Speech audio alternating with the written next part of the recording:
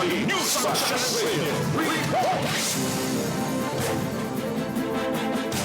At pawin muna si PRD bago pag-usapan ang issue ng pagkikipagkasundo ni President Marcos Jr. Yan ay ayon kay Senador Bongo. Ang detalye ng balita mula kay Marchoy Gomez. Garchoy. Matapos bumisita sa mga biktima ng sunog sa Tondo, Maynila noong Mayo 21, muling iginiit ni Senador Bongo na dapat ipakita ng administrasyon ang sinseridad sa sinasabing pagkakasundo ni Marcos Jr. At ang unang hakbang anya dito, ang pagpapauwi kay dating Pangulong Rodrigo Duterte sa Pilipinas. Importante rito yung sinseridad po ng bawat isa. Kung gusto niyo po ng reconciliation, pabalikin niyo muna si Tatay Digong. Siya naman po ang dapat kausapin. Ayon kay Go, mawawala ng saysay ang anumang pag-uusap ukol sa pagkakasundo kung wala mismo si dating Pangulong Rodrigo Duterte na siyang nanguna at naglingkod sa bansa bilang pinuno sa loob ng 6 na taon.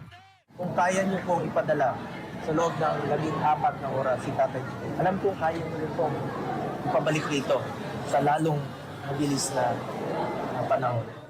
Bukod sa panawagang pagpapauwi, ipinaabot din ni Go ang kanyang pag-aalala sa kalagayan ni dating Pangulong Duterte na ngayon nasa edad 80 na. Kasabay nito nananawagan siya sa publiko na ipagdasal ang kalusugan, kaligtasan at kalayaan ng dating lider ng bansa.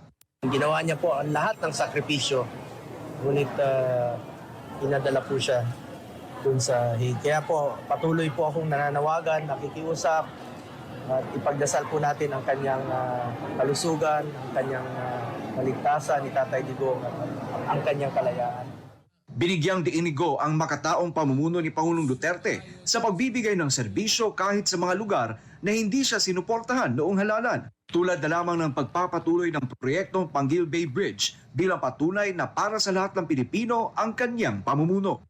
Siya po yung nagserbisyo sa ating mga kababayan noong nakaraang 6 na taon. Ginawa niya po ang lahat ng sakripisyo. Para sa Diyos at sa Pilipinas kumahal, Troy Gomez nag-uulat, SM9 News.